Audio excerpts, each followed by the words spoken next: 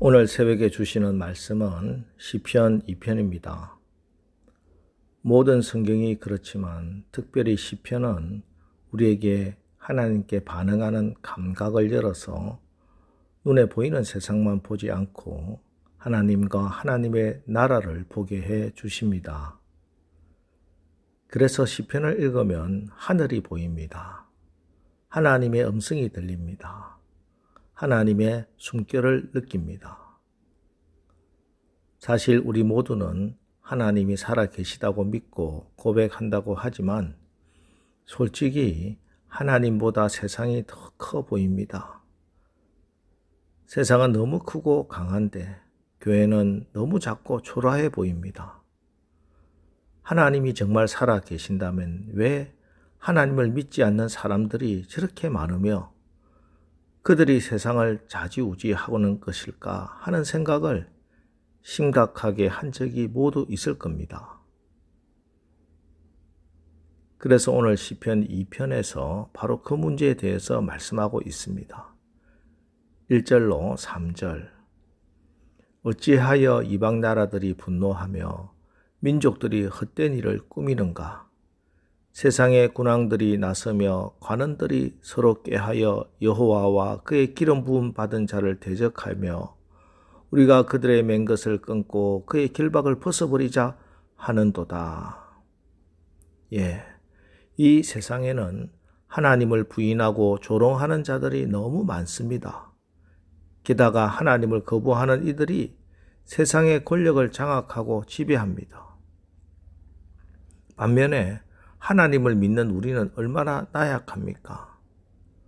우리는 겨우 기도만 합니다. 순진하게 하나님의 말씀만 묵상하고 붙들고 있습니다. 이렇게 해서 언제 세상을 변화시킨다는 것입니까? 참 대책이 없어 보입니다. 그러나 4절, 하늘에 계신 이가 웃음이여 주께서 그들을 비웃으시리로다. 하늘에 계신 자 하나님이 비웃는다 하는 것은 두 가지 의미가 있습니다. 하나는 악의 세력이 아무리 강하다 할지라도 가소로운 악의 세력은 전능하신 하나님 앞에 적수가 될 수 없다 하는 말씀입니다. 그리고 다른 한 가지는 이제 이 문제가 우리의 문제가 아니라 하나님의 문제가 되었다 하는 것입니다. 그렇습니다. 우리 앞에 닥친 문제가 이제 내 문제가 아니라 하나님의 문제가 되었으니 조금도 당황하거나 갈등할 필요가 없습니다. 주인이 바뀌었어요. 이 믿음의 자세가 능력입니다. 하늘이 무너져도 하나님의 문제라 생각하며 평강하는 것이 믿음이요 능력이에요. 당황하면은 사단이 역사합니다. 사탄은 우리가 당황하기를 기다려요. 당황하면 당황한 만큼 하나님을 주인으로 믿지 않는 것이 되기 때문에 그 순간에 넘어지는 겁니다. 당황하면은 바람과 파도를 보고 두려워한 베드로처럼 바다에 빠질 수밖에 없습니다. 그러나 믿음으로 당황치 않고 담대하면은 하나님이 이기게 하십니다. 이것이 하나님의 자녀입니다. 여러분, 하늘이 무너지는 것 같은 상황이 벌어져도 당황하지 말고 담대하시기 바랍니다. 이제 이것은 내 문제가 아니라 하나님의 문제이기 때문입니다. 오늘 시편을 보세요. 하나님이 이 세상에 힘 있는 자, 교만한 자들을 보시면서 비웃고 계십니다. 하나님 앞에서 저들은 아무것도 아닙니다. 세상이 큰 게 아니에요. 하나님 나라가 얼마나 크고 광대한가를 보아야 합니다. 이사야 6장에 보면은 이사야는 성전에서 기도하다가 영안이 열려서 하나님의 보좌를 보고 꼬꾸라졌습니다. 고린도후서 12장 4절에 보면은 사도 바울은 성경에 의하여 셋째 하늘에 이끌려 올라갔으며 말로 표현할 수 없는 말을 들었으니 사람이 가히 이르지 못한 말이로다 이렇게 고백하고 있습니다.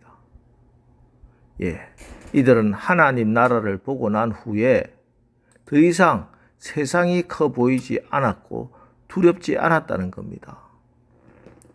그래서 우리에게 있어서는 내가 얼마나 똑똑한 사람인가, 내가 얼마나 많은 것을 가졌는가 하는 것이 중요하지 않습니다. 오직 내가 하나님 앞에 어떤 믿음을 가지고 서 있는가, 그것이 중요할 뿐입니다.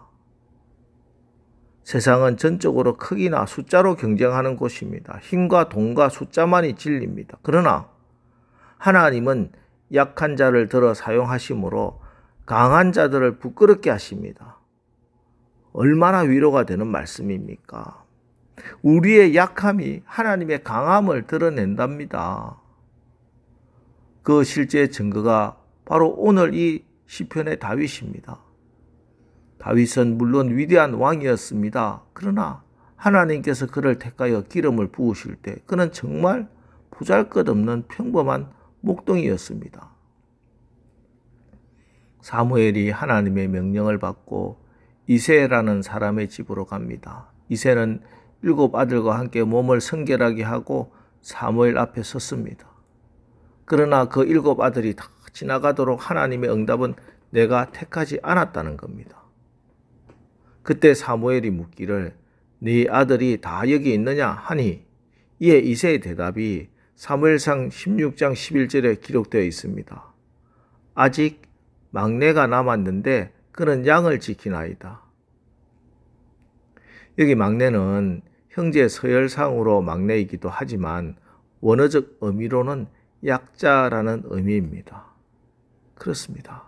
하나님은 약자를 택하시고 약자를 쓰십니다. 여기 약자란 지는 사람, 죽는 사람을 말합니다. 그래서 교회에서 이기겠다고 나만 살겠다고 덤비는 사람이 제일 미련한 사람입니다. 하나님은 그런 자를 인정하지 않고 버리시고 지는 사람, 죽는 사람을 인정하고 들어 쓰십니다. 그 결정판이 바로 말구유에서 나시고 어린 양처럼 아무 대항도 없이 아무 소리도 내지 못하고 십자가에 달려 죽으신 예수 그리스도이십니다. 예수 그리스도 그분의 십자가가 악의 세력을 멸하시고 인류를 구원하시는 하나님의 지혜요, 하나님의 전략입니다. 여러분, 지금 이 순간 우리가 만나야 하는 하나님, 우리가 체험되어야 하는 하나님이 바로 우리를 회복시키는 하나님, 우리를 도로 낫게 하시고 우리를 싸매어 주시는 하나님, 우리를 살리시며 우리를 일으켜 회복시키는 하나님이십니다. 호세아 6장 1절 오라 우리가 여호와께로 돌아가자. 여호와께서 우리를 찢으셨으나 도로 낫게 하실 것이요 우리를 치셨으나 싸매어 주실 것임이라. 하나님께 돌아오면은 모든 것이 해결됩니다. 우리 하나님은 우리를 도로 낫게 하시는 하나님이십니다. 우리를 싸매어 주시는 하나님이십니다. 우리를 살리시며 우리를 일으키시는 회복의 하나님이십니다. 오늘 본문 마지막 12절에서 다윗이 이렇게 고백합니다. 그의 아들에게 입맞추라. 오늘 새벽에 하나님께 나와서 우리 주님 예수님께 사랑을 고백하십시오. 예수님을 실제로 만나고 사랑하고 친밀한 교제하고 하나 되라는 것입니다. 역대하 16장 9절 여호와의 눈은 온 땅을 두루 감찰하사 전심으로 자기에게 향하는 자를 위하여 능력을 베푸시나니 전심으로 자기에게 향하는 자를 위하여 능력을 베푸시나니 여러분 우리 하나님은 지금도 온 땅을 두루 감찰하시면서 그 마음의 중심에 하나님의 이름이 있고 전심으로 하나님을 사랑하고 하나님을 의지하는 그 사람 찾아서 십자가 능력을 성령의 능력을 부어주셔서 마귀의 일을 멸하시고 하나님의 일에 쓰실 그 사람을 찾고 계십니다. 오늘 하루 우리도 다윗처럼 예수님께 사랑을 고백하며 입맞추며 나가십시오. 그래서 세상과 문제는 작아지고 하나님 나라 큰 하나님의 능력을 보고 경험하고 사는 오늘 하루 되시기를 주님의 이름으로 축원합니다. 기도하겠습니다. 하나님, 세상이 아무리 커 보이고 강해 보여도 하늘에 계신 하나님이 비웃고 계심을 믿습니다. 이제 우리 앞에 닥친 문제가 이제 내 문제가 아니라 하나님의 문제가 되었으니 조금도 당황하거나 두려워하지 않게 굳건한 믿음을 주옵소서. 아무리 살펴보아도 복 있을 조건이 없는 저희들을 복된 자로 만들어 주시고 세상 이방 나라를 저희의 유업으로 주셨습니다. 오늘 하루도 우리를 회복시키는 하나님께 나와서 주님께 입맞추는 영적인 교제를 통해 하나님의 영광을 보게 하옵소서. 예수님의 이름으로 기도합니다. 아멘. 자, 이제 주여 오늘 하루도 우리가 세상을 두려워하여 당황하지 않고 하나님을 의지하여 담대하고 평안하게 하옵소서. 우리를 회복시키는 하나님께 나와서 주님께 입맞추는 영적 교제를 통해 하나님의 영광을 보게 하옵소서. 오늘 말씀을 붙들고 우리 합심해서 기도하고 나가겠습니다. 우리 기도하겠습니다.